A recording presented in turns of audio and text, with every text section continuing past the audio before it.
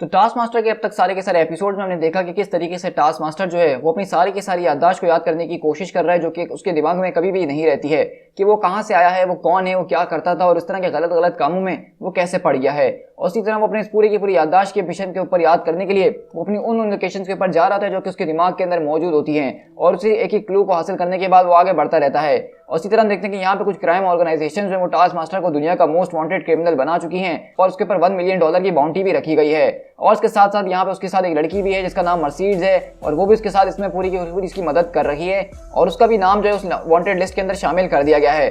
तो इसी तरह हम देखते हैं कि जब टास्क मास्टर अपनी इन सारी की सारी मेमोरीज को याद करने की पता लगाने की कोशिश कर रहा होता है, तो तब जाके हमारे सामने ये बात रिवील की जाती है कि निक फ्यूरी और शील्ड और ये सारी की सारी चीजें जो वो टास्क मास्टर से जुड़ी हुई हैं, क्योंकि टास्क मास्टर का जो असली नाम है टोनी मास्टर्स, वो कभी जो है शील्ड का एक एजेंट हुआ करता था। और एक मिशन के ऊपर जाके उसने एक नाजी साइंटिस्ट से मुकाबला किया, तो वहां पे एक ऐसा खतरनाक किस्म का सुपर सोलर सीरम का वर्जन उसने अपने अंदर लगाया, जिसकी वजह से उसके पास एक गजब की पावर्स आ चुकी हैं। लेकिन उसका एक सबसे बड़ा साइड इफेक्ट ये है कि उसकी मेमोरीज उसके पास नहीं रहती हैं, बस उसके पास उसकी इम्प्लिक्ट मेमोरीज मौजूद हैं, और वो जो है ये नहीं याद रख पाता कि वो कहाँ से आया है, वो क्या करता है और वो क्यों करता है।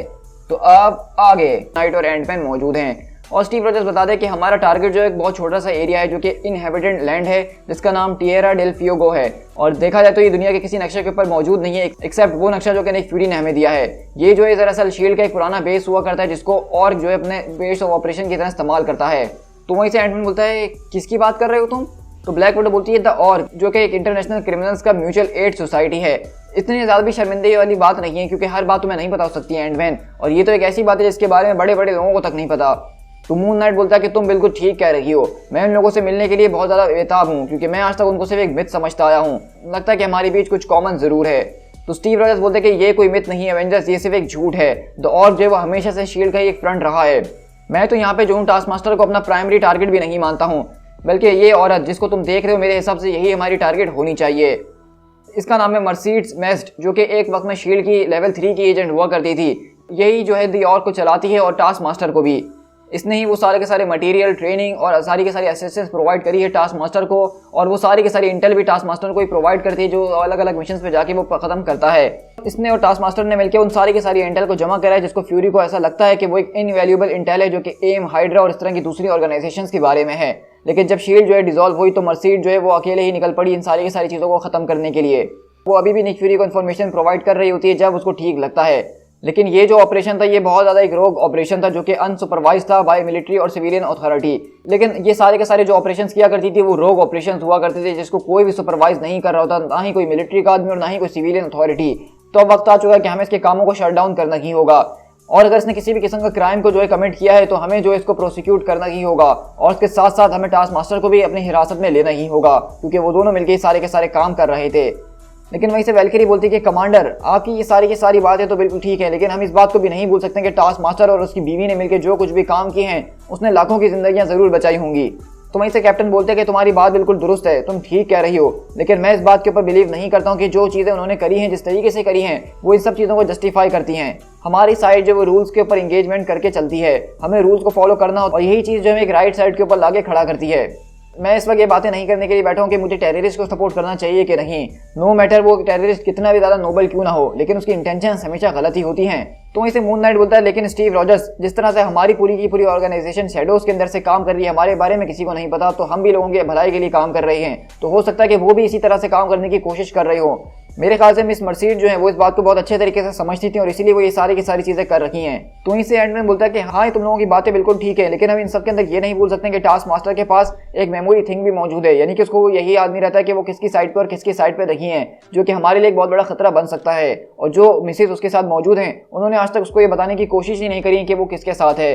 तो मेरे ख्याल से वो सिर्फ एक औरत होने का रोल प्ले कर रही है और कुछ भी नहीं। लेकिन इसी तरह हम देखते हैं कि टास्क मास्टर मर्सीडीज को लेकर आगे बढ़ता और कहता है कि चलती रहो। तो वो कहती है कि टोनी प्लीज मैं तुम्हें सच कह रही हूँ। तो टास्क मास्टर बोलता है कि मुझे याद दिलाओ कि आखिरकार मुझे तुम्हारे ऊपर विश्वास क्यों करना चाहिए, क्योंकि जब से हम दोनों एक दूसरे से मिले हैं तुमने अपना जो भी मुंह खोला उसके जरिए तुमने सिर्फ मुझसे झूठ ही बोला और कुछ भी नहीं। तो मर्सीडीज बोलती है कि डेट्स नॉट फेयर, मैं सिर्फ यहाँ पे आधा सच बोल रही थी एट बेस्ट, और मेरे पास इसके अलावा ज़्यादा चॉइसेस भी नहीं थी, क्योंकि जिस किसी ने भी तुम्हारे सर के ऊपर उस पूरी की पूरी बाउंड्री का रखा है ये बात क्लियर कर देता है कि वो लोग मेरे पीछे भी हैं, यानी दी और के पीछे। मुझे जो इन सारी की सारी चीज़ों को फ्लैश आउट करना था ताकि मैं अपने कवर को ब्लो नहीं कर सकूं। मैं इस बात को जानती थी कि वो डाइनर वो सबसे पहली जगह है तुम्हारी मेमोरी प्लेस के अंदर जहाँ पे तुम जाओगे और अपनी सारे के सारे मिशन के हंट को शुरू करोगे। तो इसलिए मैं वहाँ पे एक वेट्रेस के रूप में घुस गई ताकि मैं तुम्हारे साथ वहाँ से एक साथ आगे बढ़ सकूँ। हम इस पूरे के पूरे थ्रेड को एक साथ मिलकर जो है अकॉम्प्लिश कर सकते हैं, इससे निमट सकते हैं, जिस तरह हम सारी जिंदगी एक साथ मिलकर सारे के सारे काम करते आए हैं एक साथ। और अगले पल हम देखते हैं कि मर्सिडीज यहाँ पे जंगल के अंदर से एक दरवाजा खोलती है जो कि कुछ और नहीं बल्कि वही बेस होता है जिसके बारे में स्टीव रॉजर्स बात कर रहे थे। तो वहीं से टास्क मास्टर बोलता है कि वेट, मैं इस जगह को जानता हूँ, ये तो एक और कमरा है मेरी मेमोरी के अंदर, ये शील्ड का एक सेफ हाउस है जहाँ पे मैं बेस किया करता था, जहाँ से मैं अपने सारे ऑपरेशंस किया करता था। तो मर्सिडीज बोलती है कि हाँ तुमने ठीक कहा, तब तक ये शील्ड का बेस जरूर था, लेकिन जब यहाँ पे ये सारी की सारी रेड हुई थी कैसल के ऊपर तो ये बेस जो है अब शील्ड और इस्तेमाल करना छोड़ दिया था और इस पूरे के पूरे बेस को हमने एब्जॉर्ब कर लिया था और ओडेसा के सारे प्रोजेक्ट के ऊपर मिलकर यही काम करा है। यही वो जगह है जहाँ से हमने दी और को शुरू करा था और इस पूरी की पूरी चीज़ की शुरुआत सिर्फ हम दोनों ने मिलकर ही करी थी। और जैसा कि तुम देख सकते हो कि इस वक्त भी मैं अभी तुम्हारे साथ मौजूद हूँ, तो इससे साबित होता है कि मैं सच कह रही हूँ। लेकिन टास्क मास्टर बोलता है कि नहीं नहीं, तुम सच नहीं कह रही हो, यहाँ पे कुछ और भी ऐसी बात है जो कि बहुत ज़्यादा इंपॉर्टेंट है, लेकिन तुम मुझे नहीं बता रही हो। मैं जानना चाह रहा हूँ, मैं उसके बहुत ज़्यादा करीब हूँ, लेकिन फिर भी नहीं जान पा रहा हूँ। एक और चीज़ है, मुझे बताओ कि आखिरकार वो क्या चीज़ है जो तुम मुझसे छुपा रही हो। तो मर्सिडीज बोलते कि आई एम सॉरी, लेकिन अब मेरे पास कोई सीक्रेट नहीं है तुम्हें बताने के लिए। मैं जानती हूँ कि तुम्हारे दिमाग में तुम्हें एक वजन महसूस हो रहा है क्योंकि ये सारी की सारी इम्प्लेक्ट मेमोरीज अचानक तुम्हारे पास आ गई हैं। ये सारे के सारे क्वेश्चन तुम्हारे सामने आके खड़े हो गए हैं कि टास्क मास्टर ने आज तक ये सारी की सारी चीज़ें करी हैं तो क्यों करी हैं, in the name of international security. लेकिन न्यूरोलॉजिस्ट जो है इस पूरी की पूरी चीज़ को कहते हैं इल्यूजन ऑफ ट्रूथ, और ये एक तरह का इफेक्ट है जो कि तुम्हारे दिमाग में इस वक्त हो रहा है। और इसी तरह देखते हैं कि यहाँ पे रेड शर्ट और उसके सारे के सारे क्रिमिनल ऑर्गेनाइजेशन वो टास्क मास्टर की सारी बातों को सुन रहे होते हैं उसके बेड के जरिए और कहते हैं कि वाह, क्या तुम लोग इस बात को सुन रहे हो कि और दरअसल कुछ और नहीं बल्कि शील्ड का एक फ्रेंड हुआ करता था। टास्क मास्टर जो है वो शील्ड का एक स्पेशल नीड बच्चा है। I loved it. अब तो मैं बहुत ज़्यादा जल्दी करने वाला हूँ उन लोगों को मारने के अंदर, क्योंकि अब सारी की सारी चीज़ें हमें पता चल चुकी हैं। हम जान चुके हैं कि इतने टाइम से जो ऑर्ग हमें चलाने की कोशिश कर रहा था वो दरअसल कुछ और नहीं बल्कि शील्ड का ही हिस्सा था। अब इन सारी की सारी वर्ल्ड सीक्रेट सोसाइटीज़ की लीडरशिप वो मेरे हाथ में आ जाएगी, यानी मिनियंस इंटरनेशनल लिबर्टी फ्रंट के हाथ में। Follow red shirt man, the future belongs to मिल्फ। तो वहीं से वो लोग कहते हैं कि ओ गॉड, ये नाम। और इसी तरह हम अगले पल देखते हैं कि यहाँ पे सारे के सारे साइरेंस बजना शुरू होते हैं। तो मर्सिडीज बोलती है कि प्रॉक्सिमिटी अलार्म्स बज रहे हैं, लगता है कि हमारे ऊपर हमला होने वाला है, क्विकली मुझे फौरन से एक गन दे दो।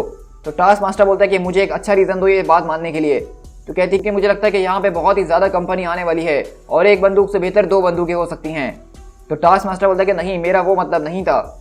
तो मर्सिडीज बोलती है कि क्या तुम मुझ पर विश्वास नहीं करते हो टोनी, तो तुम अपने इंस्टिंक्ट्स के ऊपर विश्वास करके देखो, क्योंकि जब से हम मिले तुम मुझसे यही कहने की कोशिश कर रहे थे ना कि मैं एक अच्छी पर्सन हूँ, कि तुम मुझसे प्यार करते हो, तो आखिरकार तुमने अब उन बातों को सुनना क्यों छोड़ दिया है, क्योंकि अभी तो वो सारी की सारी बातें सबसे ज़्यादा मैटर करती हैं। तो टास्क मास्टर बोलता है कि आखिरकार मुझे इस बारे में कैसे पता चलेगा कि ये जो तुम मुझसे बातें कर रही हो ये इल्यूजन ऑफ ट्रूथ नहीं है। तो वहीं से मर्सिडीज बोलती है कि मुझे इस बारे में नहीं पता। लेकिन अगली बार हम देखते हैं कि टास्क मास्टर उसको वो गन दे देता है और कहता है कि चलो।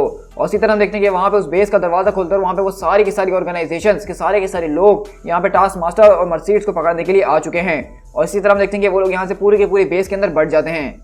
और उसी तरह हम देखते हैं कि वो लोग उसकी जो है बेल्ट को बेसिकली ट्रैक करने की कोशिश कर रहे होते हैं कि वो है तो है कहाँ। और वो एम को साइंटिस्ट बोलता है कि उसको तो बिल्कुल यहीं पे होना चाहिए, उसकी लोकेशन यहीं से आ रही है। तो वो लोग कहते हैं कि अगर वो यहाँ पे है तो फिर हमें नजर क्यों नहीं आ रहा। लेकिन अगली बार हम देखते हैं कि टास्क मास्टर सीधा उनके ऊपर से आके सीधा कूदता है उनको मारने के लिए, और वो यहाँ पे डेयर डेविल का फाइटिंग स्टाइल इस्तेमाल कर रहा है। और उसी तरह अगले पल अपनी बेल्ट को उठा के अपने तीर से कहीं और लगा देता है और वो कुछ आधे लोग जो हैं उसकी बेल्ट को ट्रैक करते हुए वहाँ पे चले जाते हैं। और उसी तरह मर्सिडीज वहाँ पे उनके पीछे से आके उन सबको निपटा देती है। लेकिन इसी तरह हम देखते हैं ब्लैक चॉपर ग्रुप का एक आदमी आके मर्सिडीज के ऊपर पीछे से अटैक करता है और कहता है कि ड्रॉप इट लेडी। लेकिन टास्क मास्टर आके उसके सीने में अपनी तलवार घुसाता और कहता है कि तुमने प्लीज नहीं कहा। और इसी तरह हम देखते हैं कि वो सारे के सारे लोग उनको घेर चुके हैं और कहते हैं इनफ कैट एंड माउस, अब हमें उसको बस मार देना होगा। लेकिन इसी तरह हम देखते हैं कि मर्सिडीज क्योंकि वो भी एक शील्ड के लेवल 3 के एजेंट है तो आप उसको बिल्कुल भी हल्का नहीं ले सकते हैं स्किल्स के मामले में। और टास्क मास्टर की बात की जाए तो ज़बरदस्त तरीके से अपने सारे के सारे सुपर हीरोज़ की पावर्स को इस्तेमाल करते हुए, जिसमें वो ब्लैक नाइट के शॉर्ट फाइटिंग स्टाइल को कॉपी करते हुए इनके ऊपर अटैक कर रहा होता है। और कहता है कि मुझे याद आ रहा है कि हम लोग सबसे पहली बार तब मिले थे जब हमारी ट्रेनिंग हो रही थी हेलिकैरियर के ऊपर, तुम जो हो डेरेक की बेस्ट फ्रेंड हुआ करती थी। तो वहीं से वो कहती कि हाँ उसी ने तो हमें सबसे पहली बार इंट्रोड्यूस करवाया था एक दूसरे से। तो टास्क मास्टर बोलता है कि तुमने मेरी 2 बार बातों को ठुकराया था और उसके बाद तब जाके तुम फाइनली डबल डेट के लिए राजी हुई थी जब हम डेरेक और उसकी लड़की के साथ एक डबल डेट के ऊपर गए थे। तो मर्सिडीज बोलती कि सच में तुम्हें अब सब कुछ याद आना शुरू हो गया है। तो टास्क मास्टर बोलता है कि मैं इस दुनिया के अंदर हर चीज़ में सबसे ज़्यादा बेस्ट को हमेशा से चाहा करता था और मेरी नज़र में उस वक्त तुम बेस्ट हुआ करती थी और मैं तुम्हारे बारे में उस वक्त सोचना कभी बंद ही नहीं कर पा रहा था। अब जैसा कि मैं तुम्हारे साथ यहाँ पे लड़ रहा हूँ तो मेरी मसल मेमोरीज वो सब कुछ वापसी लेकर आ रही हैं। तो मर्सिडीज बोलती क्या तुम्हें हमारी वेडिंग याद है, क्या तुम्हें याद है कि हम किस गाने के ऊपर डांस कर रहे थे। तो वहीं से टोनी मास्टर अपना मार्क्स उतारता और कहता है कि मुझे याद है वो बीच बॉयज का गाना था हीरोज एंड विलन, जिसको मैं वहां पे उस डायनर के अंदर सुन रहा था। ओ गॉड, आखिरकार मैं ये बातें कैसे भूल सकता हूँ। लेकिन इतनी देर में हम देखते हैं कि वहां पे रेड शर्ट आता है और जबरदस्त तरीके से उसके मुंह के ऊपर अटैक करता है और कहता है अच्छा तो तुम आयरन फिस्ट का स्क्रीमिंग ईगल स्ट्राइक मेरे ऊपर करने वाले हो ना। नहीं, ये बहुत ज़्यादा पुराना हो चुका और मेरे ऊपर काम नहीं करेगा। मेरे सारे के सारे फाइटिंग स्टाइल जो है वो बहुत ही ज़्यादा अलग हैं। द विंग ऑफ खेतरी, ये वो फाइटिंग स्टाइल है जो कि शियार की गैलेक्सी के अंदर उसके वॉरियर्स इस्तेमाल करते हैं। इसके लिए उन लोगों ने काफ़ी महीने तक इसकी ट्रेनिंग हासिल करी थी और मैंने इसको मास्टर करने के लिए सालों का वक्त लगा दिया है। शियार होम वर्ल्ड वाले इस बात को मानते हैं कि वो लोग परिंदों की इवॉल्व फॉर्म है, तो इसलिए मैंने एम से इस तरह के ड्रग्स को हासिल करा जिसके जरिए मैंने अपने स्केलेटन के अंदर चेंजेस करी और मैंने शियार के स्केलेटन जैसा अपने स्केलेटन को बनाने की कोशिश करी ताकि मैं उनके फाइटिंग स्टाइल को मास्टर कर सकूं। तो इसलिए इस वक्त जो फाइटिंग स्टाइल तुम देख रहे हो वो इतना ज़्यादा कॉम्प्लेक्स है कि तुम उसको कॉपी करने में बहुत साल लगा सकते हो। मतलब मेरा पॉइंट यहाँ पे ये है कि मैं तुम्हारे लिए तैयार हूँ टास्क मास्टर। ये फाइटिंग स्टाइल इतना ज़्यादा कॉम्प्लेक्स है कि तुम इसको एब्जॉर्ब नहीं कर सकते हो। और इसी तरह हम देखते हैं कि रेड शर्ट यहाँ पे टास्क मास्टर के ऊपर बहुत बुरी तरीके से हावी हो चुका है और उसको बहुत ज़बरदस्त तरीके से पेल रहा होता है। लेकिन वहीं पे मर्सीडीज आती है और कहती है कि टोनी तुम्हें ट्राई करना होगा, तुम्हें उसको एब्जॉर्ब करना ही होगा। तो टोनी बोलता है कि नहीं, अगर मैंने इसके फाइटिंग स्टाइल को एब्जॉर्ब करने की कोशिश करी तो मेरी मेमोरीज दोबारा से वापसी चले जाएंगी, मैं सब कुछ भूल जाऊंगा और मैं तुम्हें कभी भी दोबारा नहीं भूलना चाहता हूँ, एवर अगेन। और इसी तरह हम देखते हैं कि मर्सीडीज यहाँ पे जो है वो बेसिकली उसकी मदद करने के लिए आती है और वो कहता है तो मेरे ख्याल से तुम द हब होगी, क्या मैंने ठीक कहा? अब मैं तुम दोनों को ही जान से मार देना चाहता हूँ। इस बात से मुझे कोई फर्क नहीं पड़ता कि पहले तुम मरोगी या पहले वो मरेगा, क्योंकि मुझे तो दोनों को ही मारना है। और इसी तरह हम देखते हैं कि वो बेसिकली मर्सीडीज के ऊपर अटैक करना शुरू करता है उसको मारने के लिए। लेकिन तभी वो बोलता है कि मर्सीडीज मेरी वाइफ से फौरन से अपने हाथ पीछे करो। तो वहीं से वो बोलता है कि यू इडियट, तुम्हारे पास एक भी ऐसा फाइटिंग स्टाइल मौजूद नहीं है जो कि मेरे फाइटिंग स्टाइल को काउंटर कर सके। तो वहीं से टोनी मास्टर बोलता है कि ऑल राइट देन, अगर ऐसी बात है तो क्यों ना मैं तुम्हारे ऊपर अपने सारे के सारे फाइटिंग स्टाइल्स को बरसाना शुरू कर दूं। और इसी तरह देखते हैं कि बेसिकली यहाँ पे टास्क मास्टर जो है वो सारे के सारे फाइटिंग स्टाइल जिसके अंदर गोस्ट राइडर, स्पाइडरमैन, निंजा विंजा सब के जितने भी फाइटिंग स्टाइल्स है उसके ऊपर बरसा रहा होता है। लेकिन यहीं से वो अपनी तलवार निकालता और कहता है नहीं, ऐसा नहीं हो सकता है। तुम्हें क्या लगता है कि तुम मुझे हरा दोगे? ऐसा कभी नहीं हो सकता है। मैंने अपनी सारी की सारी जिंदगी को जो इसके लिए तैयार किया है और तुम्हारी जिंदगी सिर्फ झूठ के ऊपर खड़ी और किसी चीज के ऊपर नहीं। मैं एक लिबरेटर हूँ, मेरा कॉज वो बहुत ज्यादा प्योर है और मैं अपनी इस डेस्टिनी को डिजर्व करता हूँ। लेकिन इसी तरह हम देखते हैं कि जैसे ही वो उसके ऊपर अटैक करने के लिए आता है तो वहीं पर टास्क मास्टर उसके फाइटिंग स्टाइल को कॉपी करके उसके ऊपर किक मार के उसको फेंकता है और वो सीधा नीचे जाके जमीन पे गिरता है, जिससे उसकी गर्दन टूटती है और उसी गर्दन टूटने के साथ उसकी मौत हो जाती है। तो वहीं से मर्सीडीज बोलती है कि तुम्हें परेशान होने की जरूरत नहीं है, ये चीज़ ये डिजर्व करता था, इसमें तुम्हारी कोई गलती नहीं है। Thank you Tony, thank you so much. तुमने इसकी चीज़ों को बस उतना ही एब्जॉर्ब करा जितना तुम्हें इसको सरप्राइज करने की जरूरत थी। शुक्र है तुमने इतना एब्जॉर्ब नहीं करा कि तुम्हारी सारी मेमोरीज चले गई। क्या मैंने ठीक कहा? आई मीन तुम इस बात को जानते हो ना कि मैं कौन हूँ? क्या मैंने सच कहा? बताओ टोनी, क्या मैं सही कह रही हूँ? लेकिन हम देखते हैं कि दरअसल जैसा कि टोनी मास्टर ने एक नए फाइटिंग स्टाइल को अपने अंदर एब्जॉर्ब करा तो उसकी वो वाली मेमोरीज चले गई हैं, यानी कि वो मेमोरी जिसके जरिए वो याद रख पा रहा था कि वो उसकी बीवी है, मर्सीडीज के साथ वो यहाँ तक आया है और वो सारी की सारी चीज़ें एकदम भूल चुका है और उसकी तरफ देख के अपना मार्क्स पहनता है और वहाँ से भागना शुरू कर देता है। तो ये है टास्क मास्टर का पूरा कैरेक्टर जो कि बहुत ही ज़्यादा कॉम्प्लेक्स कैरेक्टर है और इस पूरे के पूरे कॉमिक के अंदर उसके ओरिजिन को बहुत अच्छे तरीके से समझाया भी गया है। लेकिन इसी तरह हम देखते हैं कि यहाँ पे स्टीव रॉजर्स और सीक्रेट एवेंजर्स पहुंचते हैं और वो जैसे इस बेस के अंदर पहुंचे तो अब सारा का सारा मामला खत्म हो चुका है और उनके सामने आके यहाँ पे एक टेप रिकॉर्डर पड़ा होता है जिसको स्टीव रॉजर्स ऑन करते हैं और उसमें से आवाज़ आती है, स्टीव रॉजर्स मेरा नाम मर्सीडीज बेंज है, फ्यूरी ने मुझे बताया था कि मैं आपको एक्सपेक्ट कर सकती हूँ और डायरेक्टर ने मुझे ये भी बताया था कि आप सिर्फ मेरे ऊपर 20% ही विश्वास करते हैं और बाकी 80% आपको लगता है कि मुझे रोकना चाहिए। मेरा डिलेमा जो है वो ये है कि जब भी टास्क मास्टर अपनी सारी की सारी मेमोरीज को भूलता है तो वो अपने उस इल्यूजन ऑफ ट्रूथ को याद कर लेता है और फिर उसको ऐसा लगता है कि वो शुरू से एक बुरा आदमी है और इसलिए वो बुरे कामों के ऊपर ही निकल पड़ता है। वो जो इल्यूजन ऑफ ट्रूथ है वो हमेशा से उसको एक विलन बनाते हुए आया है, वही चीज़ है जो कि उसको ड्राइव करती है एक विलन बनाने के लिए। नो मैटर कि उसने कितनी बार कितने ज़्यादा लोगों को बचाने की कोशिश की हो, नो मैटर कि आखिरकार मैंने उसको कितनी बार कन्विंस करने की कोशिश की हो, लेकिन उसकी जो मेमोरीज हैं वो उसके दिमाग के ऊपर हावी हो जाती हैं और फिर उसको कोई भी नहीं रोक सकता है। आज जो मैंने उसके साथ करने की कोशिश करी वो मैंने पहली बार नहीं बल्कि ये चीज़ें मैं उसके साथ डजन्स ऑफ टाइम कर चुकी हूँ। मैं उसको बार बार एक्सप्लेन करने की कोशिश करती हूँ और वो ठीक भी हो जाता है। मैं उसको समझाती हूँ कि इसमें उसकी कोई गलती नहीं है, उसने एक तरह का पॉइजन अपनी बॉडी के अंदर डाला था जो कि सब कुछ कर रहा है। वो इस सबको समझने की कोशिश करता है, वो मेरी बात पे विश्वास करता है और वो कहता है कि वो मुझे याद कर चुका है, उसको अपनी वाइफ याद आ चुकी है और वो मुझसे वादा भी करता है कि वो आज के बाद ये दोबारा कभी नहीं करेगा और हमेशा मेरे साथ रहेगा। लेकिन चाहे वो मुझसे कितनी भी बार प्रॉमिस करने की कोशिश क्यों ना कर ले, लेकिन जब उसकी मेमोरीज आके उसको हिट करती हैं तो वो फिर अपने आप को संभाल नहीं पाता है और वो करने पर मजबूर हो जाता है वो जो कभी करना नहीं चाहता है, क्योंकि उसके दिमाग के अंदर सिर्फ उसकी अर्लीस्ट मेमोरीज ही मौजूद हैं जो कि उसकी वर्स्ट मेमोरीज हैं। वो हमेशा इस बात को भूल जाता है, वो हमेशा इस बात को भूल जाता है कि मैं कौन हूँ उसके लिए, कि मैं उससे कितना प्यार करती हूँ। चाहे मैं इसको कितनी बार भी समझाने की कोशिश कर लूँ उससे कोई फर्क नहीं पड़ता है, क्योंकि एक बार जब उसका स्पार्क ऑफ रिकग्निशन जो है उसकी आंखों से चले जाता है तो उसकी नज़र में कोई भी शख्स कोई इसके लिए अहमियत नहीं रखता है। ऐसा लगता है कि मैं हमेशा उसको अपनी आंखों के सामने मरता हुआ देखती हूँ और वो फिर दोबारा जिंदा होता है। उसी तरह देखते हैं कि टास्क मास्टर दोबारा से अपनी लाइफ को एक तरह से रीसेट कर चुका है और वो दोबारा से टेलीफोन के पास आ गया है, जहाँ पे वो बात करता है कि हेलो। तो वहीं से आवाज़ आती है कि टास्क मास्टर। तो कहता है कि ये कौन है। तो वहीं से मर्सिडीज बोलती है कि इसलिए स्टीव रॉजर्स मैं आज आपके साथ नहीं चलने वाली हूँ और मैं आपके हाथ कभी भी नहीं लगूंगी। मैं अपनी सारी ज़िंदगी इसी तरह टास्क मास्टर को वो सारी की सारी इंटेल देती रहूंगी और उसको अलग अलग मिशन के ऊपर भेजती रहूंगी, क्योंकि ये मेरी ये जिम्मेदारी है। टोनी जो है वो मेरे बगैर फंक्शन नहीं कर सकता है। जब तक मैं उसको कंट्रोल नहीं करूँ तो वो कुछ नहीं करेगा, उसकी ज़िंदगी बर्बाद हो जाएगी। और उसकी जिस तरह की कंडीशन है यही एक जरिए जिसके जरिए मैं उससे करीब रह सकती हूँ, उसके ऊपर नज़र रख सकती हूँ। मैं अपनी तरफ से यही बेहतर कर सकती हूँ कि मैं उसको अच्छी डायरेक्शंस में जो हूँ डायरेक्ट करूँ और उससे अच्छे काम करवाऊँ, क्योंकि वो मेरा एक हस्बैंड है और मैं उसके साथ वो नहीं कर सकती हूँ जो कि उसने मेरे साथ किया है। मैं जानती हूँ इन सारी की सारी बातों को, लेकिन वो नहीं जानता है। और उसी तरह हम देखते हैं कि मर्सिडीज उससे बेसिकली बात कर रही होती है द हब बन के, दी ऑर्ग बन के, और कहती है कि ये दी हब बात कर रहा है, मैं ऑर्ग के साथ हूँ। तो कहता है कि मुझे नहीं पता कि मैं कौन हूँ। तो वहीं से मर्सिडीज दोबारा से वही डायलॉग बोलती है कि इससे कोई फर्क नहीं पड़ता है, मैं जानती हूँ हमेशा से कि तुम कौन हो और अब मैंने तुम्हारे लिए तुम्हारे नेक्स्ट असाइनमेंट को तैयार कर लिया है। दी एंड। सो गाइस, यहाँ पे हमारे ज़बरदस्त किस्म का टास्क मास्टर का जो लिमिटेड इश्यूज थे ये ख़त्म होते हैं, जो कि 4 एपिसोड्स के अंदर थे। और सच कहूँ तो टास्क मास्टर की इस स्टोरी ने मेरे दिमाग को और मेरे दिल को बहुत ज़्यादा ज़बरदस्त तरीके से छुआ है। यहाँ पे टास्क मास्टर की जो हमें ओरिजिनल स्टोरी बताई गई है कि किस तरीके से वो शील्ड का एक हिस्सा हुआ करता था और एक केमिकल फॉर्मूले की वजह से उसके सारे के सारे दिमाग के अंदर लोचा हुआ है, मतलब केमिकल लोचा।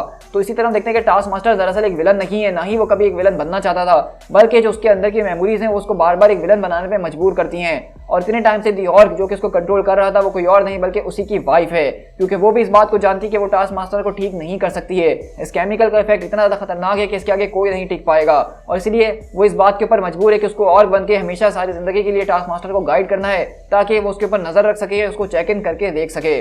तो आप लोग मुझे बताइएगा गाइस कि आप लोगों को ये स्टोरी कैसी लगी है। सच कहूँ तो मुझे ये स्टोरी बहुत ही ज़्यादा पसंद आई है और अगर मैं इस स्टोरी को रेट करना चाहूँगा तो मैं इसको सॉलिड 10 आउट ऑफ 10 देना चाहूँगा। मतलब इस स्टोरी के अंदर हर चीज़ बहुत ज़्यादा ज़बरदस्त थी, एक्शन काफ़ी अच्छा था, स्टोरी बहुत स्ट्रॉन्ग थी, ट्विस्ट काफ़ी अच्छे थे, फ्लैशबैक स्टोरीज भी बहुत मज़ेदार थी और यहाँ पे जो सारा का सारा शील्ड का कनेक्शन था वो मुझे बहुत ही ज़्यादा पसंद आया।